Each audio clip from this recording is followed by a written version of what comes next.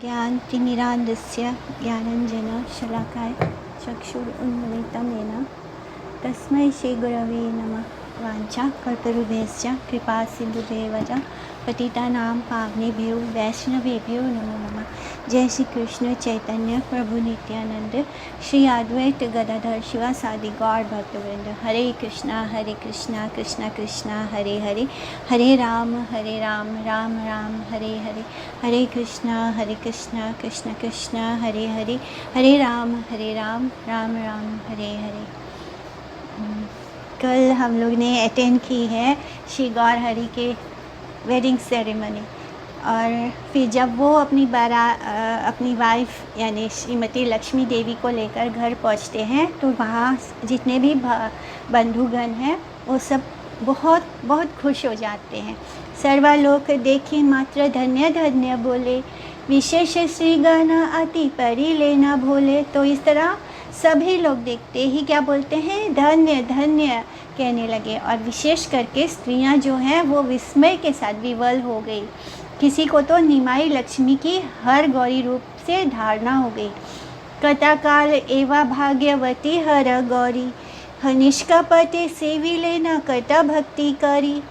अल्प भाग्य कन्यार की है न स्वामी मिले, यही हर गौरी है न बूझी के हाँ बोले। तो उनमें से किसी ने कहा, इस भाग्यवती ने ना जाने कितने समय तक भक्ति करके निष्कपट भाव से शंकर व गौरी की सेवा की है। क्या कभी कन्या के अल्प भाग्य से उसको ऐसे स्वामी मिल सकते हैं? किसी ने कहा कि ऐसा प्रतीत होता है कि यही हर गौरी है। विविध नारियों की विविध धारणा द्वारा विविध उक्ति, मैंने हर जो लेडीज़ हैं हर कोई अपनी अपनी धारणा बता रहा है, अपनी अपनी बात रख रहा है। केहा बोले इंद्र सची रति व मदन, कौन नारी बोले ए लक्ष्मी नारायण। कौन नारी गना बोले ये न सीताराम, डोलो परी शोभिया छे अति अनुपम। किसी ने कहा या तो इंद्र और सची है अथवा रति और कामदेव की जोड़ी है। इतने सुंदर लग रहे हैं दोनों की जितने भी देवी देवता की उपमा है सारी दी जा रही है उन्हें। किसी ने कहा कि ये तो साक्षात लक्ष्मी नारायण है। तो कोई स्त्रियां कहती है कि पालकी में ये तो श्री सीताराम ही अति अनुपम भाव से शोभित है। तो सबका हर्ष से गौर नारायण और लक्ष्मी नारायण का दर्शन। ए मता नाना रूपे बोले नारी गणे, शुभ दृष्टि सबे देखे लक्ष्मी नारायण नायने। तो इस प्रकार नायन ने लिखा है श्लोका में, दैट इज नारायण। इस प्रकार कहती हुई सभी नारियां आनंद से श्री लक्ष्मी नारायण का दर्शन करने लगी। वाद्य ध्वनि के बीच अपने गृह में निमाई का आगमन। तो बैंड बाजा जो है वो वहां पे बजी रहा है, और उस बाजे गाजे के साथ वो अपने घर में प्रवेश करते हैं। हेना मते नृत्य गीत वाद्य कोलाहले, निजा गृह प्रभु आए लेना संध्या काले। तो इस प्रकार नृत्य गीत एवं वाद्य के साथ संध्या के समय प्रभु अपने घर पर आ पहुंचे। अन्य नारियों के साथ सची द्वारा अपनी वधू का गृह में वरण यानी उनका गृह प्रवेश होता है। तबे सची देवी विप्र पत्नी गणा लैया, पुत्र वधु घरे आनी लेना हर्ष हैया। तब सची देवी ब्राह्मण पत्नियों को साथ लेकर आनंद पूर्वक पुत्र वधु को घर ले आती है। पुत्र के विवाह में उपस्थित सभी को सची माता द्वारा संतोष है। द्विजा आदि यथा जाति नटा वाजनिया, सबारे तु शीला धाना वस्त्र वाक्य दिया।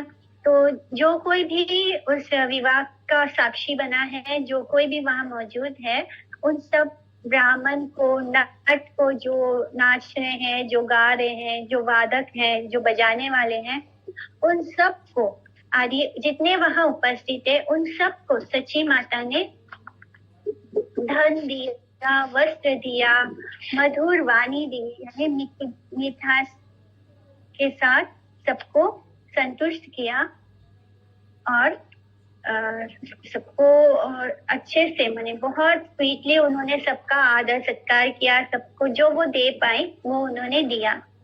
नित्य सेव्य ईश्वर दंपति के अप्राकृत चिद विवाह विलास श्रवण से तद आश्रित वश्य जीव की इंद्रिय तर्पण इच्छा का नाश और अपने अपने स्वभाव से गौर दास्य उपलब्धि। तो जिन्होंने भी इस कथा को सुना है, जिन्होंने भी इस विवाह की कथा को सुना है, उन सबको अब एक गुण मिलेगा।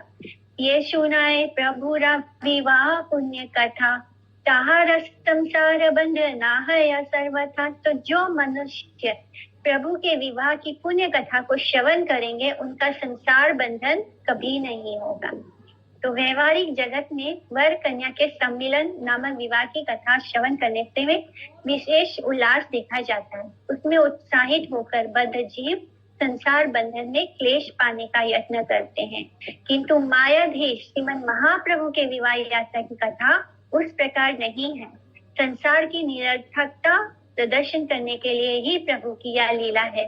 जड़ संभोगवादी जीव प्राकृत वर कन्या के मिलन को जिस प्रकार से अपनी अपनी इंद्रियों के दर्पण के आदर्श रूप में विचार करते हैं, श्री भगवान के विवाह उत्सव रूप चिद लीला विलास को भी उसी प्रकार पहले मधुर परंतु परिणाम में विश्व में जीव भोग्य कर्म के साथ सादृश्य विचार करने पर वे निश्चय ही घोर संसार बंधन में आबद्ध होंगे। यानी अगर हमने ये सोचा कि श्री गौर हरि और लक्ष्मी देवी का जो विवाह हुआ है, ये भी हम जैसे मनुष्यों का जो विवाह होता है, जो मटेरियल होता है, वैसा है, तो हम कभी भी इस संसार बंधन से मुक्त नहीं हो पाएंगे। जो नॉर्मली इस संसार में विवाह होता है, वो क्या होता है, वो और माने हमें इस संसार से बांधने के लिए होता है। एक बंधन माने जब कोई स्त्री और पुरुष मिलते हैं तो उसके साथ ही कितनी सारी जिम्मेदारियां आती हैं और फिर वो और भी ज्यादा संसार में लिप्त हो जाते हैं। यानी उन्हें धन अर्जित ही करना पड़ता है, उन्हें अपने रिश्तेदारों के साथ, यानी हम कितने ज्यादा मटेरियलिस्टिक हो जाते हैं जब हम इस संसार में विवाह यात्रा शुरू करते हैं। किंतु ये जो विवाह है, ये इस संसार का नहीं है, ये प्राकृत नहीं है, ये अप्राकृत है। यानी ये इस संसार का नहीं है, ये ट्रांसेंडेंटल है। ये चिद लीला विलास है भगवान का। ये भगवान का जो, इसलिए जो इस संसार के विवाह में बहुत आनंदित होते हैं लोग, क्योंकि वो इंद्रियों को तृप्त करता है। इस संसार का जो विवाह होता है वो इंद्रिय तृप्ति के लिए होता है, लेकिन जो भगवान का विवाह होता है वो इंद्रिय तृप्ति के लिए नहीं होता है, वो हमें इस संसार बंधन से मुक्त करने के लिए होता है। तो ये टोटली ऑपोजिट है। इस मटेरियल वर्ल्ड का जो वेडिंग होता है वो हमें इस संसार बंधन में बांध देता है, लेकिन भगवान का जो विवाह का ये कथा सुनेगा वो इस संसार बंधन से हमेशा के लिए मुक्त हो जाएगा। भगवान विष्णु मायाधीश अप्राकृत वस्तु हैं, इसलिए उनमें प्राकृत या मटेरियल जीव बुद्धि महा अपराध का कारण है। इसलिए अगर हम उनके बारे में यही सोचे कि उनका विवाह भी वैसे ही है जैसे मटेरियल लोगों का होता है, तो हमें अपराध लगेगा। भगवत विष्णु वस्तु में अप्राकृत सेवा बुद्धि उदित होने पर ही सेवन मुक्त जीवन मुक्त भक्त संसार बंधन में और आबद्ध नहीं होते। इस तरह जब हम ये समझ जाए कि जो भगवान है वो ट्रांसेंडेंटल है और उनकी जो हम सेवा बुद्धि इस बुद्धि से करेंगे कि वो इस संसार के नहीं, यानी भागवत वस्तु है, विष्णु है, तो हम उनकी सेवा जब हम ये स्वीकार करते हैं कि वो भगवान है और वो ट्रांसेंडेंटल है, तो हम जो भक्त होता है वो संसार बंधन में और नहीं जाता, वो जीवन मुक्त हो जाता है और इस तरह वो बद्ध नहीं होता, आबद्ध हो जाता है। इस तरह अर्थात भागवत सुख तात्पर्य में होने से ही जीव भगवदीतर संसार बंधन से मुक्त होकर स्वयं इंद्रिय दर्पण के उद्देश्य से और कभी भी जड़ भोगी नहीं होते हैं। तो जिनको एक बार समझ में जो एक हायर टेस्ट को टेस्ट कर लेते हैं, फिर वो इस संसार में उनको कोई स्वाद नहीं आता।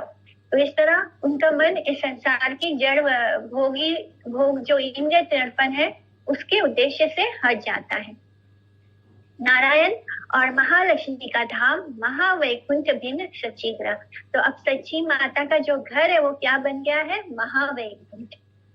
प्रभु पाशे लक्ष्मी हईला अवस्थान, सची गृह हैला परम ज्योतिर्धाम। तो प्रभु के साथ में लक्ष्मी के अवस्थित होने से महावैकुंठ भिन्न सची ग्रह परम ज्योतिर्धाम रूप से प्रतीत होने लगा।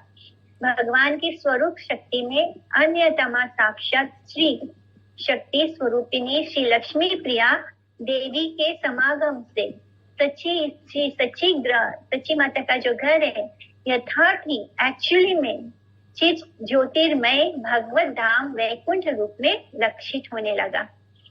प्रतिदिन अपने ग्रह में सच्ची का अलौकिक दुर्लक्ष्य ज्योति दर्शन निरवधि देखे सची की घरे बाहिरे परम अद्भुत ज्योति लिखित न पारे। तो सची देवी निरंतर क्या घर क्या बाहर ऐसी परम अद्भुत ज्योति देखने लगी, परंतु उसे देखने पर भी उस दृष्टि स्थिर ना कर पाती थी।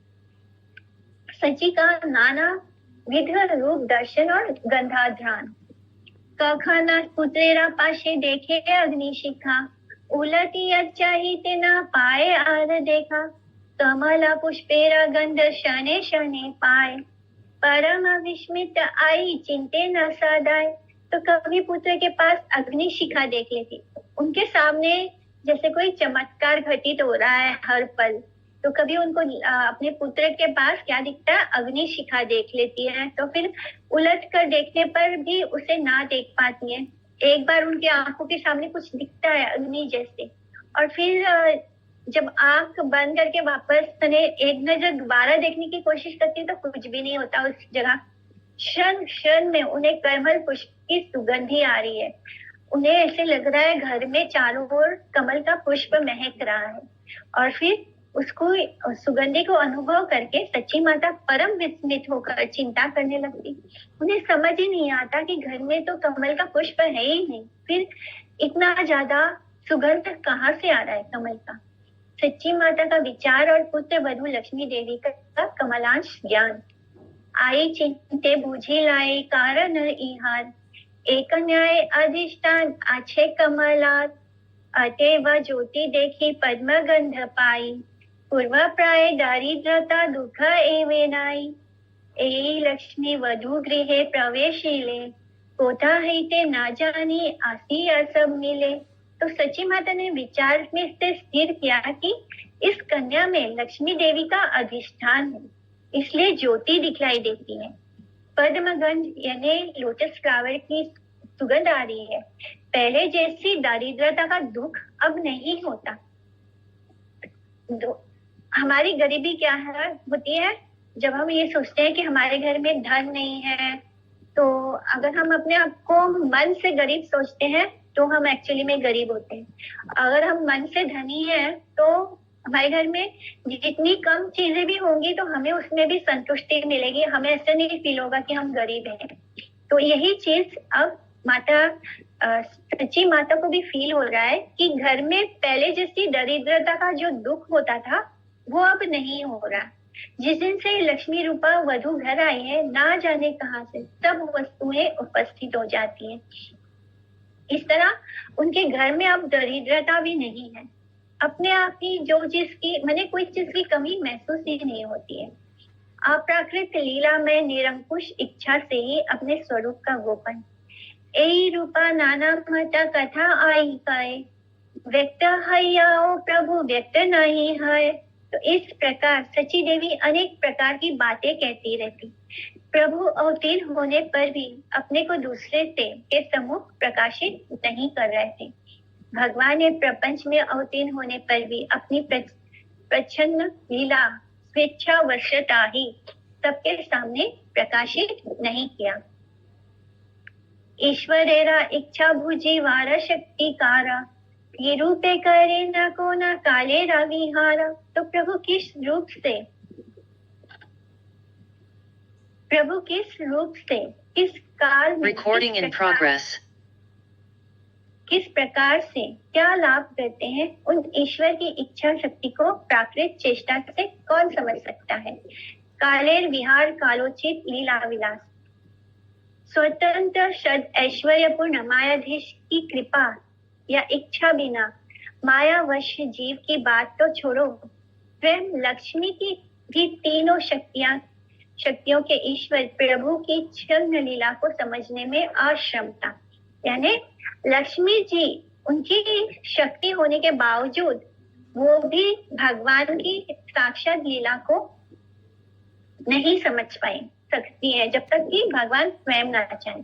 यदि ईश्वर स्वयं अपने को प्रकाशित ना करें तो उनकी स्वरूप शक्ति लक्ष्मी भी उनको नहीं जान सकती है। निरंकुश भगवत इच्छा से भगवान की प्रच्छन्न लीला उनकी स्वरूप शक्ति की समझ से भी बाहर है। तो जब जो उनकी शक्ति है वही उनको नहीं समझ सकती जब तक कि वो स्वयं ना चाहे, तो हम जैसे जीवात्माओं के तो बस की बात ही नहीं है कि हम भगवान की किसी भी लीला को जान सकते हैं। अगर हम जो कुछ भी थोड़ा भी जानते हैं तो वो भगवान की स्वयं की कृपा होती है, तभी हम उनको जान सकते हैं। एकमात्र ईश्वर की कृपा के बल से ही ईश्वर तत्व ज्ञान में वश्य की सामर्थ्यता, ये ही सभी शास्त्रों का मूल तात्पर्य है। ए सब शास्त्रे वेदे पुराणे बाखाने, यारे ताना कृपा हया सही जाने ताने। श्री कृष्ण चैतन्य नित्यानंद चांद जान, वृंदावन दास तछु पद युगे गान। इति श्री चैतन्य भागवते आदि खंडे श्री लक्ष्मी प्रिया परिणय वर्णनम नाम 10वां अध्याय। तो इस तरह जो 10th चैप्टर है वो श्री लक्ष्मी प्रिया और श्री गौर हरि के विवाह का वर्णन था। वेद पुराण आदि सब शास्त्र यही वर्णन करते हैं कि जिसके ऊपर उनकी कृपा होती है वही उन्हें जान सकता है। जिस पर भगवान कृष्ण कृपा करेंगे वही कृष्ण के बारे में जान सकता है। जो भी थोड़ा बहुत भी हम जानते हैं वो भी भगवान की कृपा से ही जानते हैं। भगवान नहीं कृपा करेंगे तो हम भगवान के बारे में कुछ भी नहीं जान सकते। श्री कृष्ण चैतन्य और नित्यानंद चांद जिनके जीवन है वे वृंदावन दास ठाकुर, वे वृंदावन दास उनके युगल श्री चरणों में उनकी महिमा का गान करते हैं। इस तरह गौड़ीय भाष्य में 10वां अध्याय पूरा होता है। नाउ एकादश अध्याय, दैट इज 11th चैप्टर। एकादश अध्याय का कथा सार। इस अध्याय में निमाई पंडित का विद्या विलास, अद्वैत सभा में मुकुंद का कृष्ण कीर्तन, मुकुंद के साथ निमाई का कौतुक, नादिया की बहिर्मुख अवस्था, ईश्वरपुरी का नवद्वीप में आगमन, अद्वैत प्रभु के साथ पुरी का मिलन, गौर गृह में उनकी भिक्षा और कृष्ण कथा प्रसंग, गदाधर पंडित को स्वाकृत कृष्ण लीला अमृत ग्रंथ अध्यापन एवं निमाई का वही ग्रंथ समालोचना प्रसंग, पुरी के साथ कृष्ण कथा रंग आदि विषय वर्णित हुए हैं। सरस्वती पति श्री गौरचंद्र अध्ययन रस में प्रमत्त रहकर सहस्त्र छात्रों के साथ, सहस्त्र यानी 100 छात्रों के साथ नवद्वीप में भ्रमण करते थे।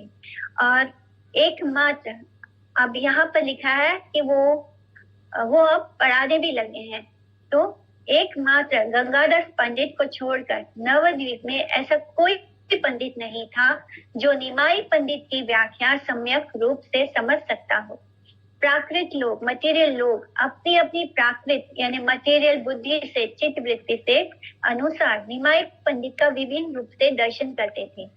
पाषांडी उनको साक्षात यम स्वरूप, स्त्रियां उनको मदन स्वरूप, पंडित वर्ग उनको बृहस्पति स्वरूप में अनुभव करते। तो जो जैसा होता था वो उनके सामने वैसे रूप में थे। जो पाषांडी थे उनके लिए वो यम स्वरूप थे, जो स्त्रियां थे वो उनके प्रति बहुत अट्रैक्टिव थी इसलिए वो मदन स्वरूप है, जो पंडित है वो उनके ज्ञान से विस्मित थे इसलिए वो उनके लिए बृहस्पति स्वरूप थे।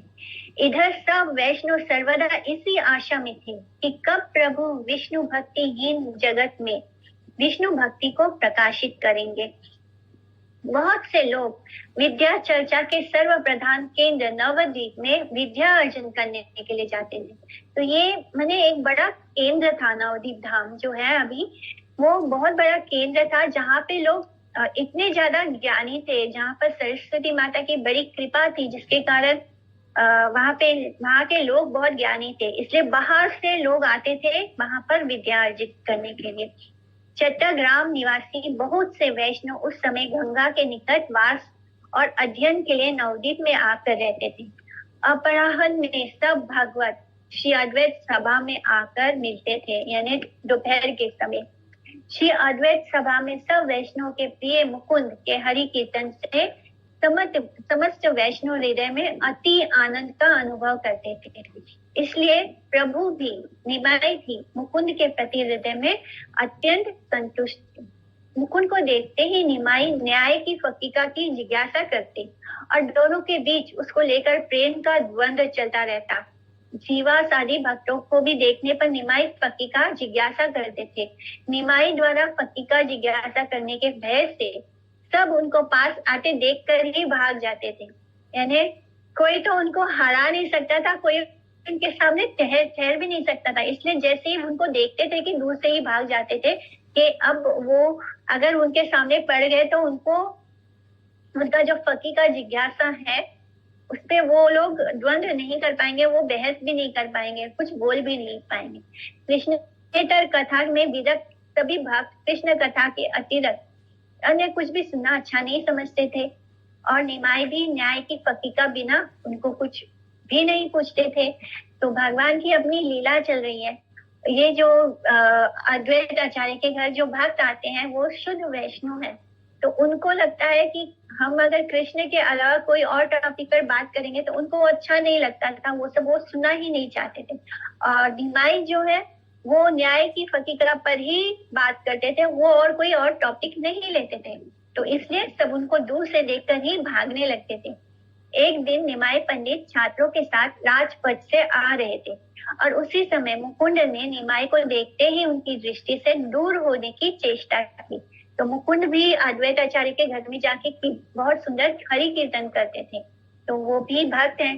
तो जब उन्होंने दूर से देखा कि निमाई आ रहे हैं छात्रों के साथ, तो वो भी उनकी नजरों को बचाकर इधर उधर भागने की चेष्टा करने लगे।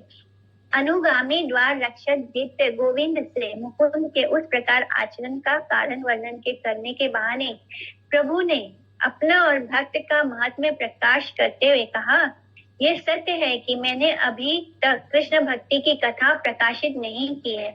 इस कारण मुकुंद मेरे पास आते ही भाग गया, किंतु अधिक दिन नहीं रह सकेगा। मैं जगत में ऐसी शुद्ध भक्ति या वैष्णवता प्रकट करूंगा कि ब्रह्मा और शिव तक मेरे द्वार पर आकर भूमि पर लोटपोट होंगे। उसके बाद ग्रंथकार तत्कालिक नवद्वीप नगर की भागवत विमुक्ता रूप दुर्वस्था का वर्णन करते हैं और भक्त सर्वदा कृष्ण कीर्तन रस में ही निमग्न रहते थे। इधर नादिया में सब लोग कृष्ण बहिर्मुख और धन पुत्र आदि भोग्य विलास रस में इतने ज्यादा प्रमत्त थे कि भक्तों का कृष्ण कीर्तन सुनने मात्र से ही उनको विशेष रूप से माने वो भगवान कृष्ण का कीर्तन नाम सुनते ही उनको तकलीफ होनी शुरू हो जाती थी। विशेष रूप से श्रीवास आदि चारों भाइयों का व्यंग और परिहास करते थे, बहुत मजाक बनाते थे श्रीवास पंडित और उनके बाकी 3 भाइयों का।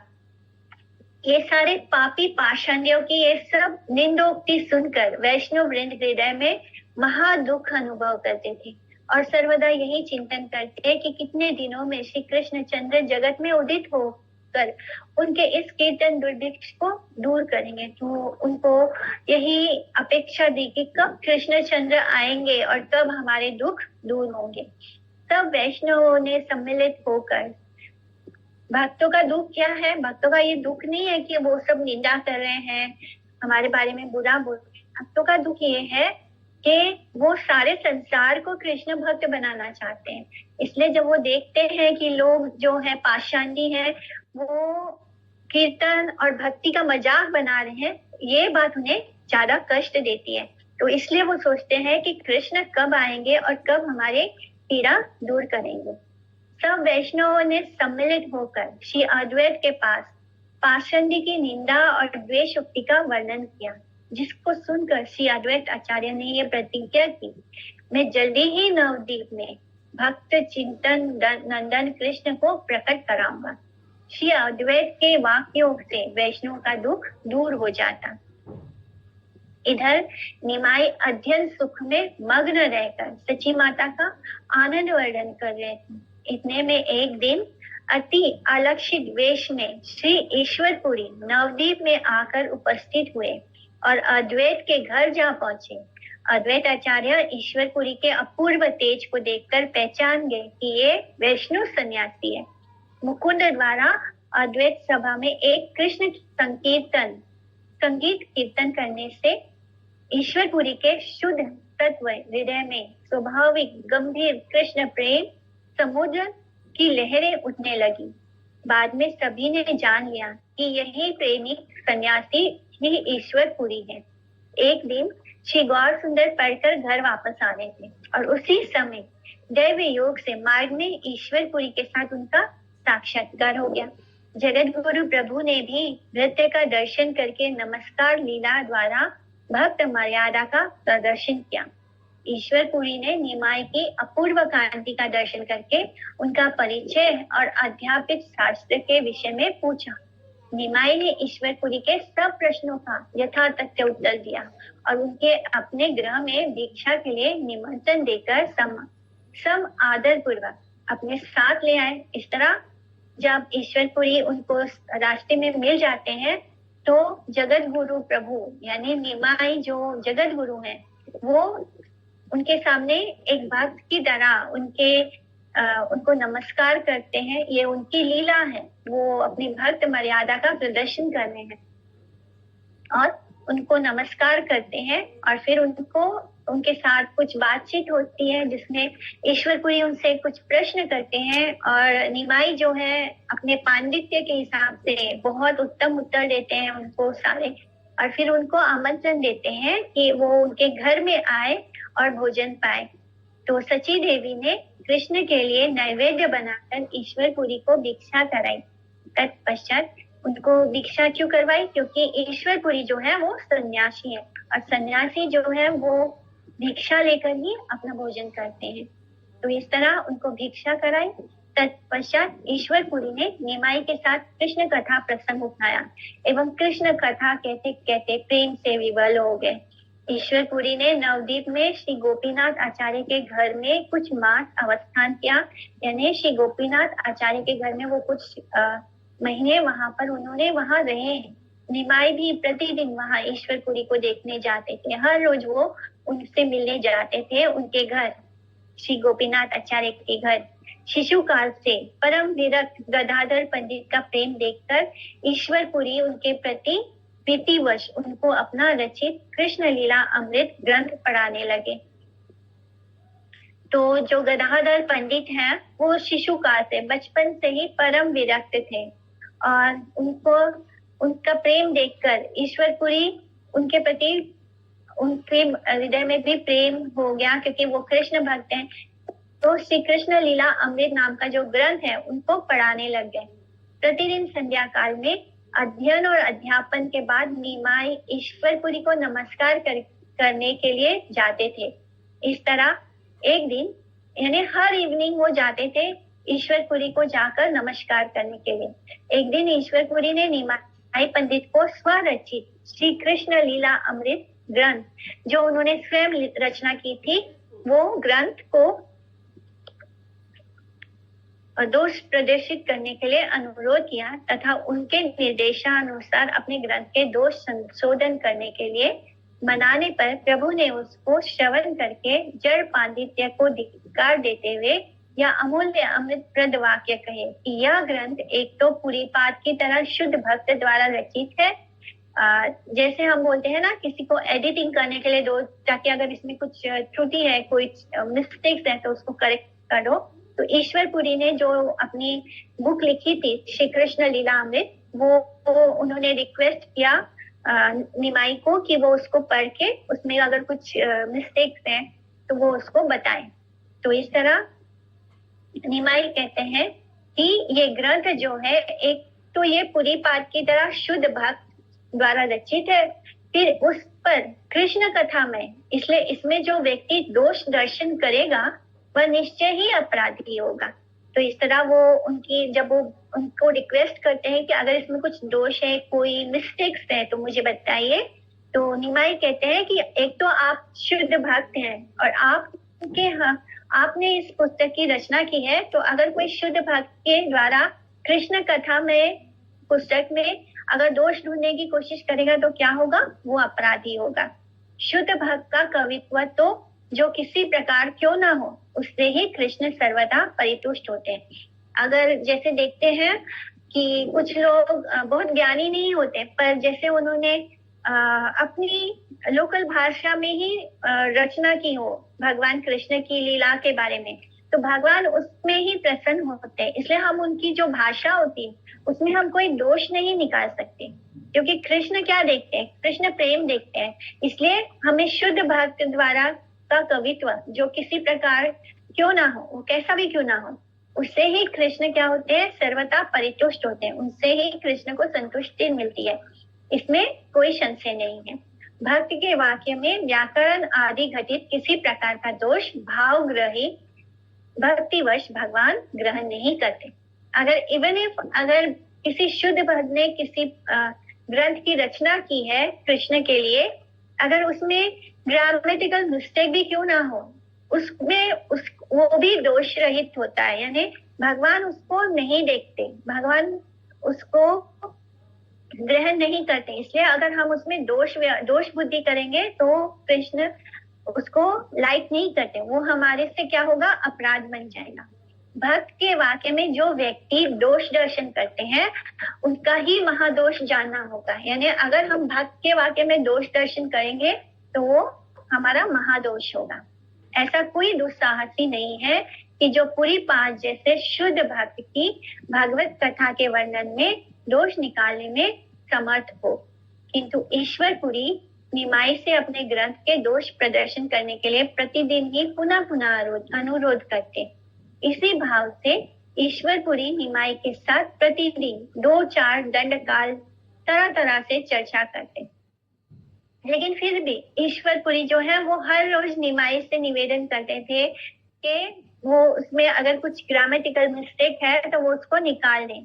इस तरह इस बहाने क्या हो रहा था, वो दोनों 2-4 दंड काल प्रतिदिन कोई ना कोई श्लोक पर चर्चा होती थी। एक दिन ईश्वरपुरी का कोई श्लोक सुनकर निमाई पंडित ने कौतुक से कहा कि इस श्लोक का सी धातु परस्मय पदी होगी, आत्मनेपदी नहीं होगी। यानी उन्होंने कुछ करेक्शन किया। बाद में दूसरे किसी दिन निमाई के उपस्थित होने पर ईश्वरपुरी ने उससे कहा, तुमने जो धातु आत्म नेपदी रूप से स्वीकार नहीं की है, किंतु मैंने उसे आत्म नेपदी रूप से ही स्थित किया है। प्रभु ने भी भृत्य का जय प्रदर्शन और महिमा वर्धन के निमित्त उसमें और कोई दोष नहीं किया। इस तरह उन्होंने और कोई उसमें दोष नहीं निकाला। इस प्रकार कुछ समय निमाई के साथ ईश्वरपुरी ने विद्या रस रंग में बिताकर पुनः भारत के तीर्थों को तीर्थीभूत करने के लिए नवद्वीप से अन्यत्र यात्रा की। तीर्थीभूत करना माने क्या होता है कि जब कोई शुद्ध भक्त किसी स्थान पे जाता है तो वो तीर्थ बन जाता है, तो उसको इसलिए लिखा है कि भारत के तीर्थों को तीर्थीभूत करने के लिए नवद्वीप से अन्यत्र यात्रा शुरू की।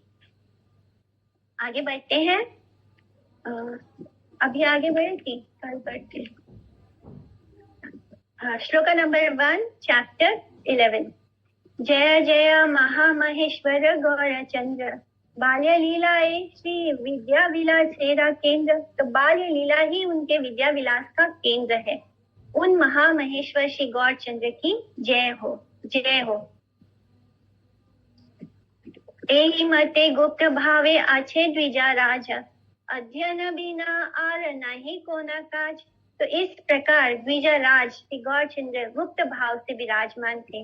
उनका अध्ययन के अतिरिक्त और कोई काम ही नहीं था।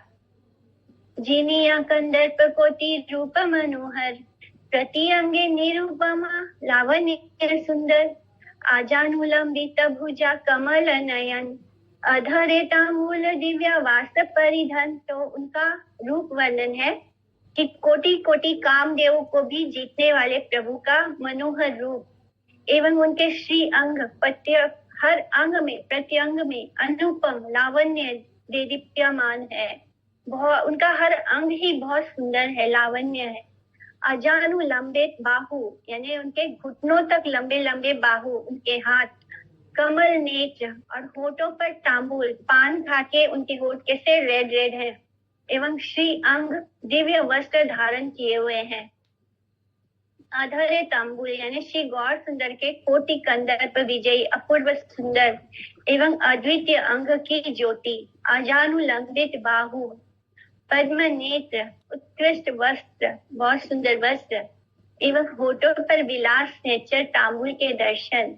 तांबुल माने पान, और कुछ जड़ देह विशिष्ट शुद्र हस्त, कर्कश नेत्र, विलास व्यसनाकांक्षी इंद्रिय तर्पणारत मायाबद्ध जीव श्री गौर सुंदर को अपनी भांति जड़ शरीरधारी और जड़ विलास व्यसन क्रिया प्रयाण समझ सकते हैं।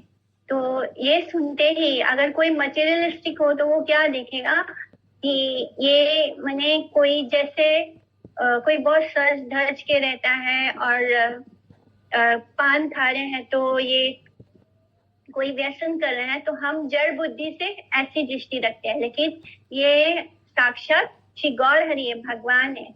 किंतु श्री गौर सुंदर का असामान्य तदोत्कर्ष मत्सर स्वभाव जीवों के हृदय में कुत्ते और गीदड़ के भक्षण योग्य देह और कुविचार निष्ठ मन की तुच्छता समझने का सौभाग्य उदय कराने पर ही उनकी मात्सर्य और भोक्ता बुद्धि दूरीभूत होकर विष्णु तत्व की ही सर्व वस्तु को एकमात्र कर्ता और भोक्ता रूप से उपलब्धि होगी। इस तरह जो हम सब जीव आत्माएं हैं और हमारा जो ये देह है वो क्या है, कुत्ते और गीदड़ के भक्षण योग्य देह है। तो ये हमारा जो शरीर है वो क्या है, वो कुत्ते और गीदड़ का भोग करने के लिए है, भक्षण करने का योग्य देह है। तो इसमें कैसे विचार आते हैं, कुविचार, जो बहुत ही माने मत्सर स्वभाव। हर मनुष्य का स्वभाव में जलन और ईर्ष्या होती है। हम में से हर किसी के अंदर ये कूट कूट के भरा हुआ है।